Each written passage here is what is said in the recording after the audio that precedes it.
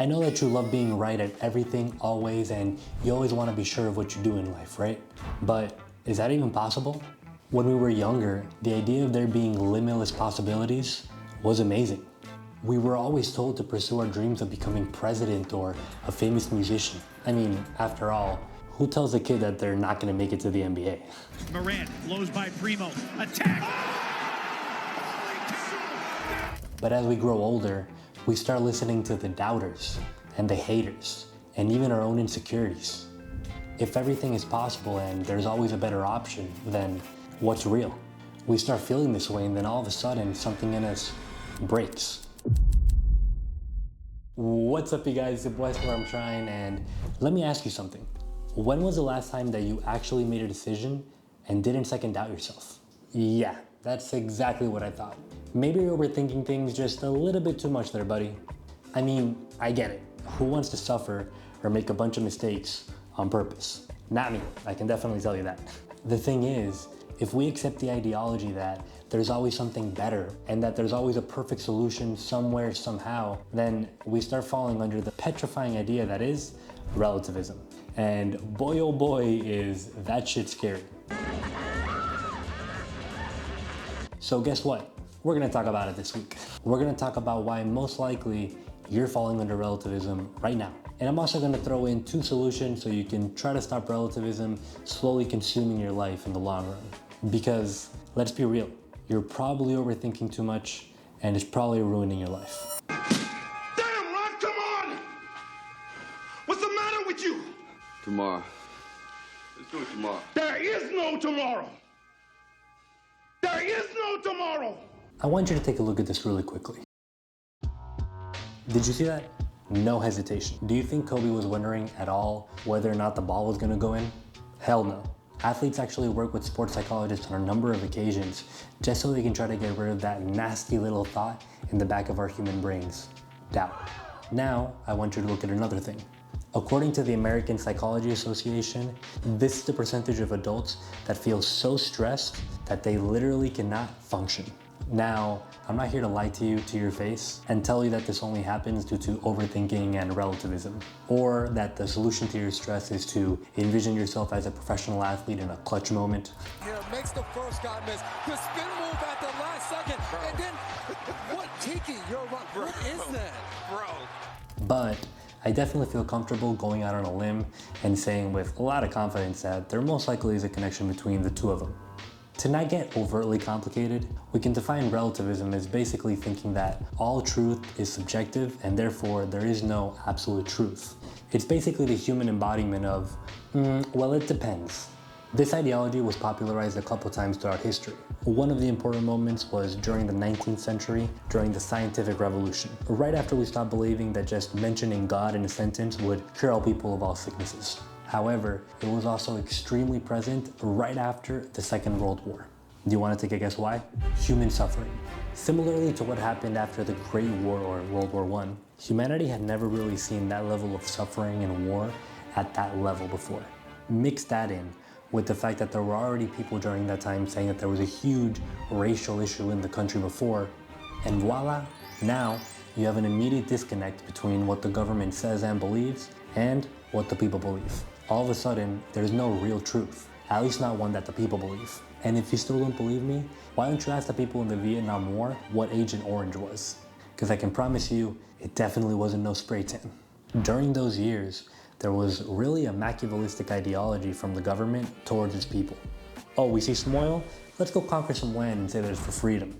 But anyway, I digress. Relativism is also pretty closely related to the famous saying, comparison is the thief of joy. You could be wanting a second car right now, while someone working 2 jobs barely has a bike.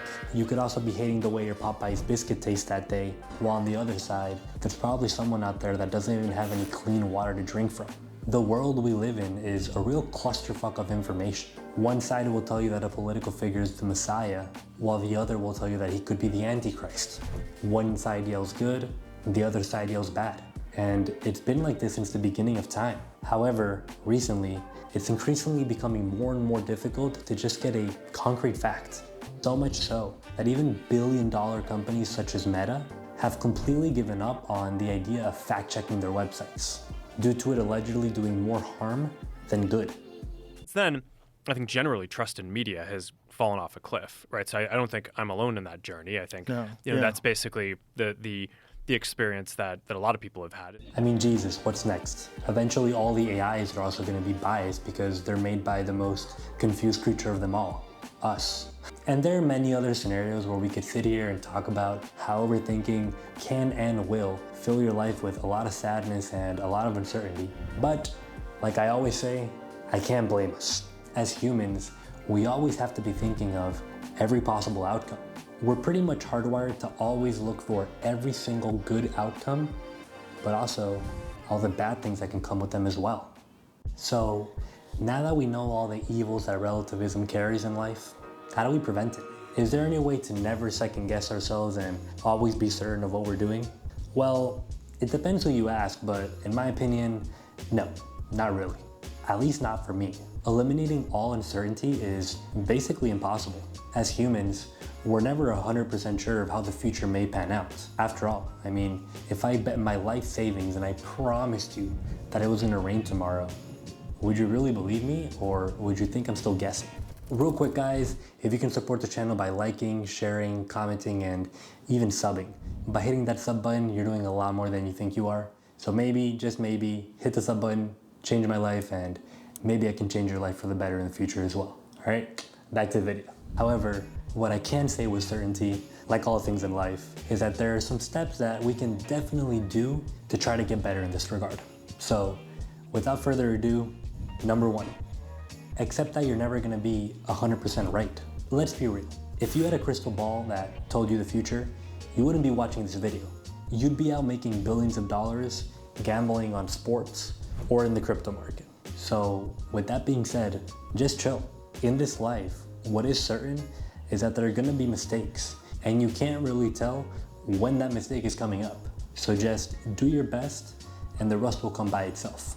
And also, becoming self-aware of something like this is actually one of the hardest things you could possibly do as a human, at least in my opinion. So keep in mind that things like this actually take a while. Number 2, and this is actually a little bit more tangible, start working towards your goals. Not tomorrow, not the day after, but today. Because look at it this way. There's no real way of being certain if you're gonna make it or not. But there is one certain way to fail, and that's by not starting. Whenever we have good moments in our life, it's really easy to look back on the struggles that we had and say, oh, that shit was easy. It was a breeze. That's because as humans, we quickly get normalized to things. So we end up eventually forgetting how hard the come up actually was on whatever we're trying to do in life. If you work towards your goals, I can promise you that you'll for sure be closer to achieving them tomorrow than you will be today. And it may sound like I'm unsuccessfully trying to be funny right now, but this is real. I can really promise you that there's hundreds and thousands of people out there that are literally paralyzed by analysis. Analysis paralysis is a real thing, and it affects a lot of people. But if these people accept the fact that they're never gonna do anything that they wanna do in life because of all the negative outcomes that possibly can occur, then you know what's gonna happen?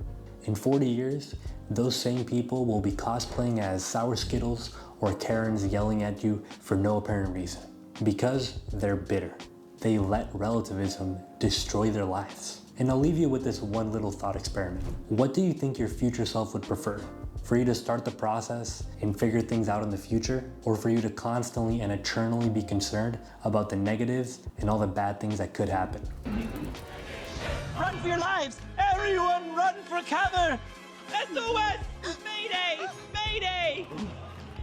Please don't let life pass you by, because this thing goes by quicker than the Shinkansen bullet train, I promise. So when you wake up tomorrow and you finally start working on that thing that you've always wanted to work on, remember, you're not doing it for yourself right now. You're doing it for your future self. So make yourself proud right now and get to it. Because if not today, when? Peace. I seen me through the process. I don't really want no problems. Niggas ain't got no merit. Niggas ain't got no posture. Round here we keep shit G'd up, kick my feet up out my posse, and deposit, keep it posse.